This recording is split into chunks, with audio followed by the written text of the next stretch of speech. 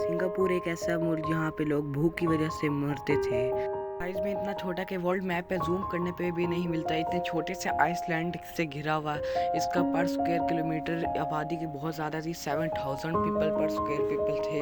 और सिंगापुर आप लोग दे सकते हैं, सिंगापुर में हर 6 में से एक बंदा मिलीनियर है और इसकी वर्ल्ड जीडीपी में सेकंड है और एशिया में नंबर 1 पे है। सिर्फ ये सब हुआ सिर्फ और सिर्फ एक बंदे के लिए जिसका नाम है ली क्यों क्यों।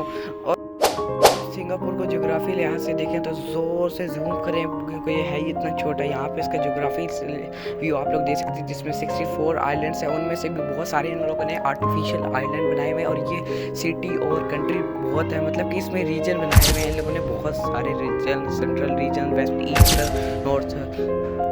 सिंगापुर के साथ यहाँ मलाक्का स्ट्रेट और संडास स्ट्रेट दोनों इंडियन ओशन और साउथ सी चाइना के ओशन को मिलाती हैं। और ये पुराने ज़माने में भी होता था, मतलब कि आज से बहुत सदी पहले अगर हम चले जाएं तो तब भी होता था। पुराने ज़माने में बहुत सारे राजकुमार थे। इसी तरह उस वक्त का सिंगापुर का जो राजकुमार था वो वहाँ से टैक्स लेता था और वक्त गुजरता गया, बादशाह गुजरते गई। इसी तरह एक बादशाह था, उसे एक आइसलैंड बहुत ज़्यादा पसंद आया। वो अपने सिपाहियों के साथ वहाँ पे गया, उससे तमाश कहा उसे, और उसके बाद उसने एक चीज़ को देखा, लाइन की एक नस्ल को देखा और उससे सिंगापुरा निकला। बाद में वक्त गुजर के साथ सिंगापुरा। आइए ज़रा थोड़ी देर के लिए मैं आपको सिंगापुर दिखाता हूँ। ये बात ये प्रूव करती है कि अगर आपका लीडर और डिक्टेटर बहुत ज़्यादा अच्छा हो, मेहनती हो, तो आप मुल्क कहीं भी तरक्की कर सकता है कभी भी। इसके पास कोई भी नेचुरल सोर्स नहीं था। सिंगापुर के डिक्टेटर ने पोर्ट्स बनाने का, कंस्ट्रक्शन का काम कर दिया और उन्होंने ये भी कहा कि ये सारी कंट्रीज़ के लिए ये पोर्ट्स बिल्कुल फ्री है, कोई भी आपको टैक्स नहीं देना पड़ेगा, जिसकी वजह से पूरी दुनिया के बहुत सारे कंट्रीज की तवज्जो का मरकज़ बन गया। और देखते ही देखते ये आम सा टापू और आइसलैंड बहुत ज़्यादा अच्छा। और इसकी one of the most reason है जी कोस्टल स्लोप बहुत ज़्यादा अच्छी थी सिंगापुर की। उसमें जहाज़ आराम से लैंड हो सकते थे सी पोर्ट्स के वजह, जिसकी वजह से अमेरिका, इंडिया, मलेशिया बहुत सारे कंट्रीज़ के सिंगापुर आने लगे। और देखते ही देखते सिंगापुर पे बहुत ज़्यादा आबादी होगी। ये ज़रा सिंगापुर की हिस्ट्री में जाते हैं। सिंगापुर में ज़्यादातर लोग जो थे वो मज़दूर थे।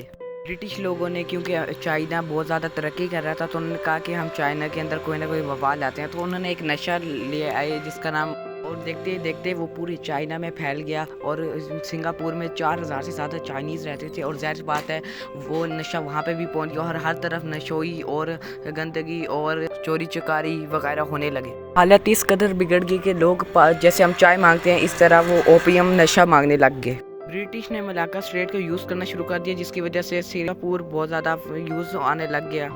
इसके साथ वर्ल्ड वार 1 शुरू हो गई, जिसकी वजह से ग्लोबल ट्रेड बहुत ज़्यादा बुरी तरह मुतासिर हुआ। एक दिन जापान ने सिंगापुर के ऊपर हमला कर दिया क्योंकि वह ब्रिटिश के रूल में था और ब्रिटिश से उनकी लड़ाई थी। और उसके बाद जापान ने पूरे सिंगापुर के ऊपर कब्जा कर लिया और उसके बाद जापान के ऊपर अमेरिका ने न्यूक्लियर वेपन गिराए। उसकी वजह से उन्होंने हार मान ली क्योंकि उन्हें पता था कि उनकी बहुत ज़्यादा तबाही हो चुकी है। अब आप ये भी कह सकते हो कि सिंगापुर की बहुत ज़्यादा अच्छी लोकेशन थी। लोकेशन तो इंडोनेशिया, मलेशिया और थाईलैंड की भी थी, लेकिन ली चोंग यूंग की मतलब कि डिक्टेटर के वक्त बहुत ज़्यादा इन्हें फ़ायदा हुआ। ली चोंग यूंग को पता था कि कभी भी सिंगापुर को अगर ब्रिटिश छोड़ के चले गए तो इसके ऊपर हमला होगा और ये बच ही नहीं पाएगा इनका मुल्क। बहुत सारे लॉ एंड एडमिनिस्ट्रेशन की प्रॉब्लम थी और ये इसकी दूसरा कांग्रेस पार्टी भी यही चाहती थी कि हम किसी तरह सिंगापुर पे कब्जा कर लें। ली को पता था कि अगर मैंने अपने मुल्क को बचाना तो मुझे ली ने सबसे पहले नेशनल एंथम बनाया और नेशनल फ्लैग बनाया। और इनका नेशनल एंथम इतना छोटा था कि वो उनकी रुपीस जो थी, जो करेंसी थी, उसके पीछे जो छोटी सी जगह होती है वहाँ पे भी आ सकता था।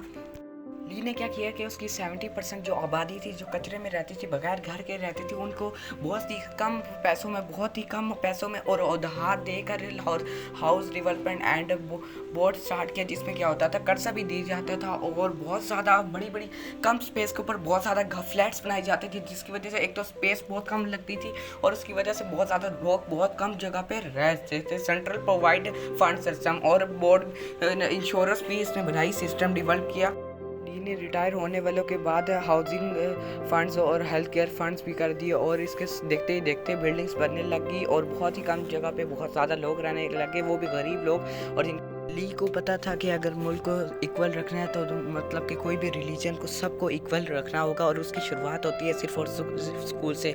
चाइनीज़ लोग अपने चाइनीज़ स्कूलों में भेजते थे, मुस्लिम लोग मुस्लिम स्कूलों में भेजते थे, क्रिश्चियन स्कूलों में, हिंदुज़म बुद्धिज़्म सारे के अपने अपने स्कूल से प्राइवेट स्कूल, और ली ने वहाँ पे सरकारी स्कूल शुरू कराए, और वो बहुत कम फीस थी, बहुत ज़्यादा कम, और जिसकी वजह से पढ़ाई भी बहुत ज़्यादा अच्छी थी। और देखते ही देखते पूरी आवाम जो थी, जो उनकी पॉपुलेशन थी, उन्होंने देखा कि कम पैसा में बहुत अच्छी पढ़ाई और बहुत अच्छे। ये सब हमें सिर्फ एक बात का दर्स देता है, ये जो आपका लीडर है, चाहे आपका मुल्क कितने ही तबाही के दहाने पे, अगर आपका लीडर सही है, ईमानदार है, दयानतदार है, तरक्की करवाना चाहता है, तो वो किसी तरह भी करवा सकता है। आज भी ली को सिंगापुर के लोग फादर ऑफ द नेशन के नाम से जानते हैं।